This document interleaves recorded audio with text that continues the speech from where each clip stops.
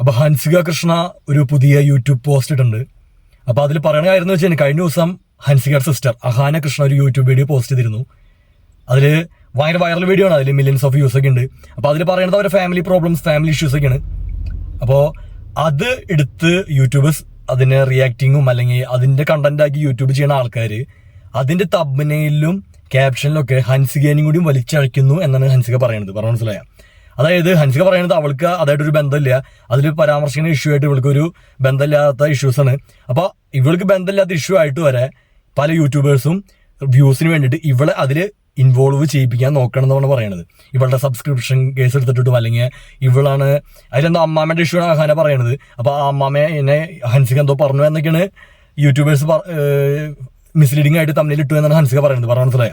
അപ്പോൾ അതിൽ ഞാൻ കണ്ടു ഹൻസിക ഇട്ടാണ് ഒരു യൂട്യൂബർ എന്ന് പറഞ്ഞാൽ അതുൽ വ്ളോഗ്സ്, അവനിട്ടാണ് തമ്മിൽ എന്തോ ഹൻസികനെ പറ്റി ഇല്ലാത്ത കാര്യം തന്നെ ഇട്ടാണത്. ഓഫ് കോഴ്സ് ഈ അതുൽ വ്ളോഗ്സിനെ പറ്റി പറയുകയാണെങ്കിൽ എനിക്കറിയില്ല, ഞാൻ ഇവൻ്റെ തല കണ്ടിട്ടുന്നല്ലാണ്ട് എനിക്ക് ഈ വക ഈ മസാല യൂട്യൂബേഴ്സിനെ പറ്റി ഒരു ഐഡിയ ഇല്ല. ഞാൻ ഇതിനുവേണ്ടി പൊളിറ്റിക്കൽ സൈഡ് ഓഫ് യൂട്യൂബാണ് ഇതിനുവേണ്ടി ഫോളോ ചെയ്യുന്ന ആളാണ്. ഞാൻ ഇവർക്ക് മുഖം ഈ സജഷനിൽ കണ്ടിട്ടുന്നല്ലാണ്ട് എനിക്ക് ഇവർ അറിയില്ല, ഇവർ വീഡിയോസിനെ കണ്ടിട്ടില്ല. അപ്പോൾ അതിലെന്താ പറയണേ എന്ന് ഞാൻ നോക്കിയില്ല, നോക്കേണ്ട ആവശ്യം എനിക്കില്ല. അപ്പോൾ അതിൽ എന്ത് തന്നെ പറഞ്ഞാലും മിസ്ലീഡിംഗ് ആയിട്ടുള്ള തമ്മിൽസ് കൊടുക്കുന്നത് ഒരു തരത്തിലും യോജിക്കാൻ പറ്റാത്ത കാര്യം. അത് ഏത് യൂട്യൂബേഴ്സ് ആണെങ്കിലും, ഇപ്പം ഞാനടക്കം യൂട്യൂബിൽ തമ്മിലിടുന്ന ആളാണ്. പിന്നെ എൻ്റെ തമ്മിൽസ് കണ്ടു കഴിഞ്ഞാൽ പെട്ടെന്ന് ആൾക്കാർ സ്ട്രൈക്കിംഗ് ആയിട്ടുള്ള തമ്മിൽസ് ആയിരിക്കും, ഷാർപ്പായിട്ട് വേർഡ്സ് ഉപയോഗിക്കും. ഓഫ് കോഴ്സ് അത് യൂട്യൂബിൻ്റെ പോളിസിയിൽ എന്ത് തരം തമ്മിൽസ് യൂസ് ചെയ്തിട്ടായാലും ഈ CTR ഒക്കെ വർദ്ധിച്ചാൽ മാത്രമാണ് ഈ പുഷ് കിട്ടുള്ള വീഡിയോസിന് അത് അലൗഡ് ആണ്. പക്ഷേ യൂട്യൂബിന്റെ പോളിസിയിൽ വേറൊരു കാര്യം പറയുന്നുണ്ട്, മിസ്ലീഡിംഗ് ആയിട്ടുള്ള തമ്മിൽസ് കൊടുക്കരുത്. അതായത് വീഡിയോയിൽ പറയാത്ത കാര്യങ്ങളോ അല്ലെങ്കിൽ വ്യൂവേഴ്സിനെ പറ്റിക്കേണ്ട രീതിയിലുള്ള തമ്മിൽസ് കൊടുക്കാൻ പാടില്ല എന്നും യൂട്യൂബ് പറഞ്ഞിട്ടുണ്ട്. മനസ്സിലാവും? അത് യൂട്യൂബേഴ്സ് മനസ്സിലാക്കണം. അനാവശ്യമായിട്ടുള്ള വള്ളികൾ പിടിക്കാണ്ടിരിക്കുക. ഇപ്പൊ ഹൻസികയിൽ പറയുന്നുണ്ട് ഇത് നിർത്തിയില്ലെങ്കിൽ അവൾ ഡിഫമേഷൻ കേസിന് പോകുമെന്ന് പറയുന്നുണ്ട്. അപ്പൊ അങ്ങനത്തെ വള്ളികളൊക്കെ പോവുകയാണ്, വെറുതെ നാണക്കേടാവും.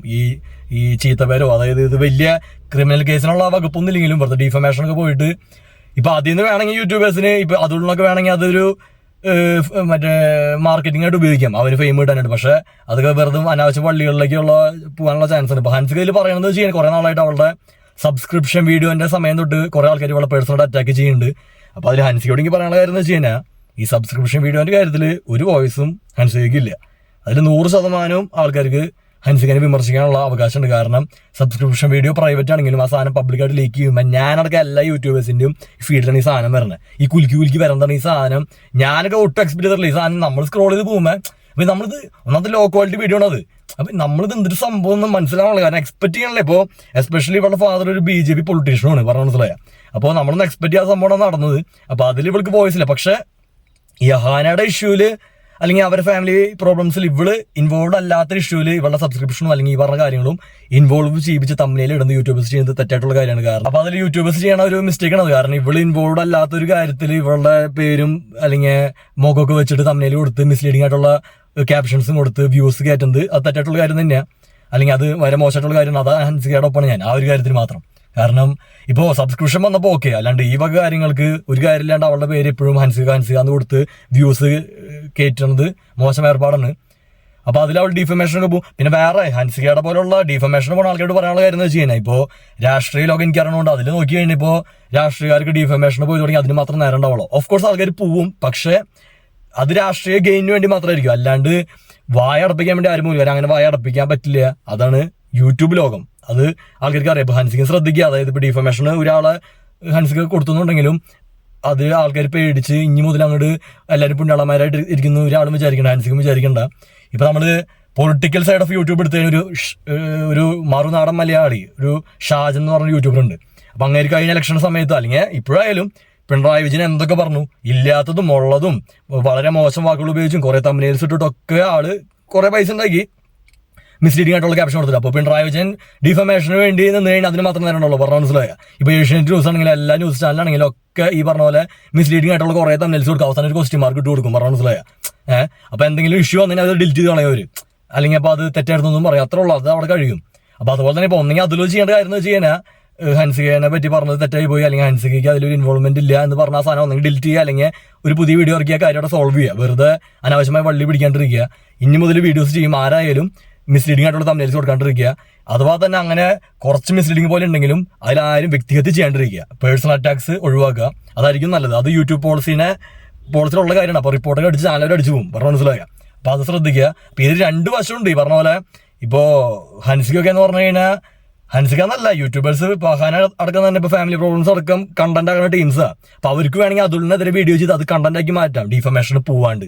പക്ഷെ അതൊരു ചെയ്യില്ല. കാരണം അതുൽ എന്ന് പറഞ്ഞാൽ ലോ ക്ലാസ് യൂട്യൂബേഴ്സ് ആയിട്ടായിരിക്കും അവർ കണ്ടുണ്ടാവുക. പറഞ്ഞ മനസ്സിലായ എന്നാണ് എന്റെ ഒരു നിഗമനം.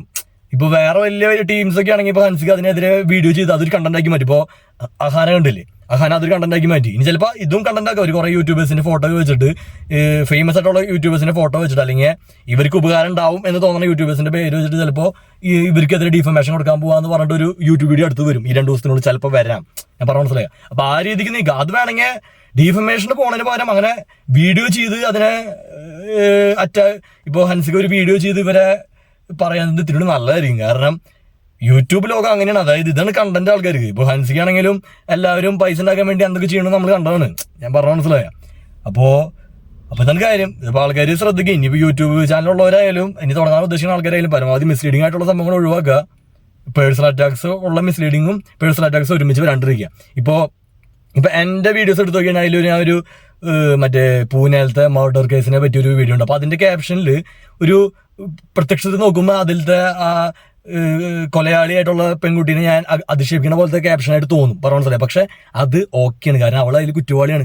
പറഞ്ഞ മനസ്സിലായി? അപ്പൊ അത് ക്ലിക്ക് ചെയ്ത് കഴിഞ്ഞാൽ അതിൽ അവർ ചെയ്ത കാര്യങ്ങൾ അതായിട്ട് ബന്ധമുണ്ട്. പറഞ്ഞ മനസ്സിലായി? അപ്പൊ അങ്ങനെയുള്ളതൊക്കെ ഓക്കെ.